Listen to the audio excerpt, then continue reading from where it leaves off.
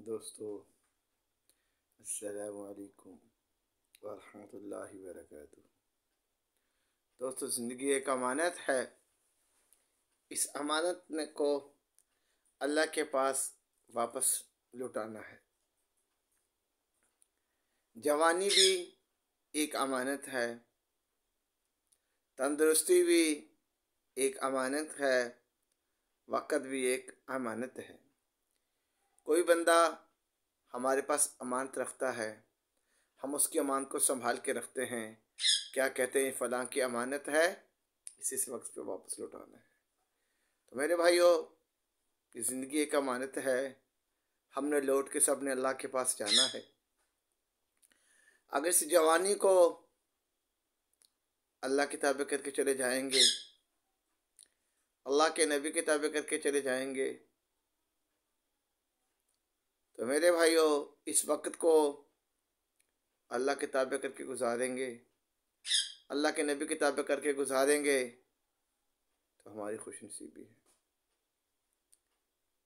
ये आंखें भी एक अमानत है, ये ज़बान भी एक अमानत है, ये हाथ भी एक अमानत है, ये कान भी एक अमानत है, ये पाँव भी एक अमानत है। मेरे दोस्तों, अल्लाह के नबी सल्लल्लाहु अलैहि वसल्लम ने फरमाया, क्या फरमाया मेरे दोस्तों? मेरे सहाबा, अपनी ज़िंदगी को गनीमत समझो। किससे पहले? साहबा ने यह सुन, किससे पहले? फरमाया कि ज़िंदगी को गनीमत समझो, मौत से पहले। आज ज़िंदगी है, इसे अल्लाह की ताबे करके गुजार लो, कुरान के साथ लगा लो, अल्लाह के नबी के फरमान के साथ लगा लो। कब्रिस्तान में जाके जाया करो, कम से कम इशा की नमाज के बाद कभी कब्रिस्तान जाएं, मगरिब के बाद कब्रिस्तान जाएं, तो फिर क्या होगा?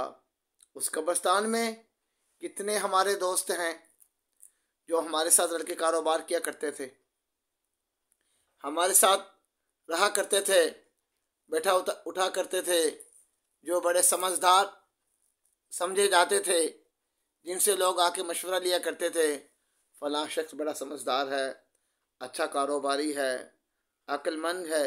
आज कहाँ चला गया? आज कब्र में चला गया। कब्रों में जाके देखो तो अक्सर बातों में से बात याद आ गई। तो मेरे भाइयों, यहाँ दुनिया में तो कोई बादशाह है, कोई फ़कीर है, कोई अमीर है, कोई गरीब है, लेकिन कब्र सबकी एक जैसी है। गुस्ल भी एक जैसा ही है।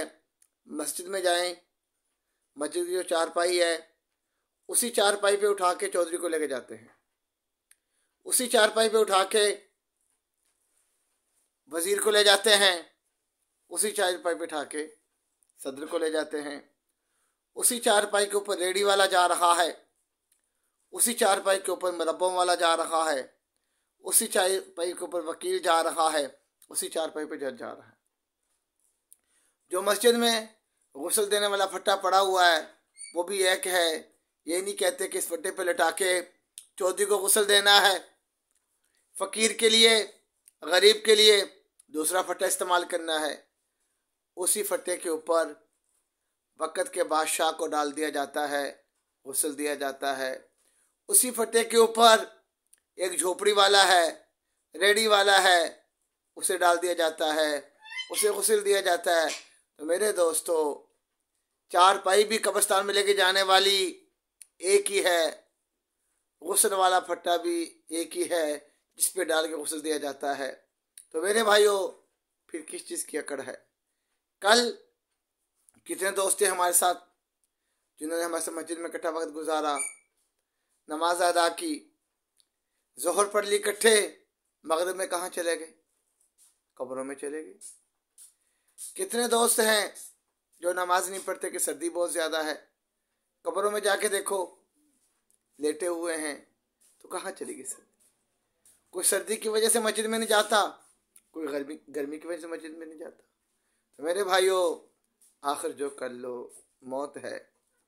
कितने लोग थे तंदुरुस्त थे, आज हॉस्पिटल में पड़े हुए हैं, बीमार पड़े हुए हैं, मरीज बने हुए हैं। तो मेरे भाइयों, ज़िंदगी बहुत खूबसूरत है और बहुत मुख्तसर है।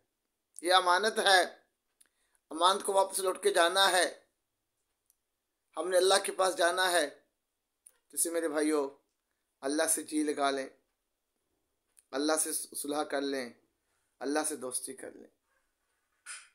आखिर जो कर लो मौत है, आखिर जाना है। अमानत में ख़यानत ना करो। दुनियादारी के अंदर किसी की अमानत में ख़यानत हो जाए तो लोग कहते हैं कि यार ये बड़ा बेईमान है। हमने तो इसको अच्छा समझ के, अमानतदार समझ के अमानत रखवाई थी, इसने ख़यानत कर ली। तो मेरे भाइयों, जो ज़िंदगी अल्लाह की अमानत है उससे हम ख़यानत करें। ये आंखें अल्लाह की अमानत है, इससे गैर महरम को देखें। इसे तो कुरान देखना चाहिए था। ये ज़बान अल्लाह की अमानत है, इससे तो तिलावत करनी चाहिए थी, कुरान पढ़ना चाहिए था, आका मुस्तफ़ा सल्लल्लाहु अलैहि वसल्लम के ऊपर दुरूद पाक पढ़ना चाहिए था। इस ज़बान से हम गैरों की बातें करते हैं, ग़ीबत करते हैं, फौश बात करते हैं, लियानी बातें करते हैं। ये कान है, ये अमानत थे, इसे कुरान सुनना चाहिए था, अजान सुनना चाहिए था, अल्लाह के रसूल का फरमान सुनना चाहिए था। लेकिन आज मस्जिदों में हम जाते हैं, कुरान भी सुनते हैं, अल्लाह का फरमान भी सुनते हैं, और कितनी अपनी आंखों से उठते जनाजे भी देखते हैं और कितने जनाजे भी पढ़ते हैं। अक्सर आज रस्म रिवाज बन गया, नमाज फ़र्ज़ ऐन है और जनाजा फ़र्ज़ कफ़ाया है। नमाज जनाजे में तो आपको लोग आगे आगे नजर आएंगे, दौड़ते हुए नजर आएंगे, और मस्जिदों में नमाज के लिए लोग दूर तक नजर नहीं आएंगे। जो फ़र्ज़ कफ़ाया है उसके लिए तो भाग के जा रहे हैं, जो फ़र्ज़ ऐन है उसे छोड़कर बैठे हुए हैं। तो मेरे भाइयों, फ़र्ज़ कफ़ाया जनाजा भी पढ़ना है, लेकिन मेरे भाई जनाजा पढ़ेंगे तो हमें अपना जनाजा याद आएगा कि एक दिन हमने जाना है।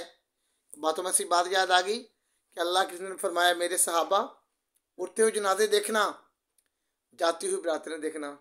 सहाबा ने अर्ज़ किया, सुनो क्यों? फरमाया, ए मेरे सहाबा, जब तुम उठते हुए जनाजे देखोगे, मैयत के रोने वालियों पर लोहे सुनोगे, तो तुम्हें तुम्हारी आखिरत याद आएगी। वो मैयत पुकार पुकार के कहती है, कभी मैं भी किसी का उसने गरूर था, कभी मेली भटो बचों का शोर था, कभी मेरे भी चाहने वाले थे। आज ना चाहते हुए फट्टे पे डाल दिया गया, आज ना चाहते हुए मुझे कफना दिया गया, आज ना चाहते हुए बच्चों से जुदा कर दिया गया। ऐ मुझ पे पानी डालने वाले, ध्यान से पानी डाल। मैं भी बड़ा नाजुक बदन था। सर्दी के मौसम में घर में 2-2 गीजर रखे थे, बिजली वाला गीजर भी था, गैस वाला भी गीजर था, बड़ा नाजुक बदन था। आज मुझ पे पानी डाला जा रहा है, कल तुझ पे डाला जाएगा। आज मुझे निकाला जा रहा है, कल तुम्हें निकाला जाएगा। मेरे भाइयों, मरने के बाद बहुत भी जिंदगी आने वाली है, लेकिन आज लोग फर्ज कफाया तो अदा करने के लिए जा रहे हैं। नमाज जनाजा में तो लोग आपको नजर आ रहे हैं। क्यों? फलां कहेगा, यार तू मेरे जनाजे पे नहीं आया, मेरे भाई का जनाजा था उस पर नजर नहीं आया, बाप का जनाजा उस पर नजर नहीं आया। दुकानदार है, दुकानदारी का मामला है, आपस में लेन देन है जनाजे के लिए, लेकिन नमाज के लिए वक्त नहीं है मेरे भाइयों। तो इसलिए मेरे प्यारो, वक्त निकालो नमाज के लिए। कहते पढ़ लो नमाज, इससे पहले तुम्हारी नमाज हो जाए, न जाने कब गमों की शाम हो जाए। जैसे मेरे भाई, इस वक्त ज़िंदगी को गनीमत समझो, इस वक्त को अमानत को अमान समझ के गुजार जाओ, अल्लाह को राज़ी करके चले जाएं। अल्लाह के नबी को राज़ी करके चले गए तो कामयाब हैं, मंज़िल गुजारने में नाकामी है। आखिर जो कर लो मौत है, आखिर जाना है, ख्वाहिशों की जगह जन्नत है। जो कहा सुना अल्लाह अमल करने की तौफीक अता फरमाए। अल्लाह हम सबसे हमेशा के लिए राज़ी हो जाए।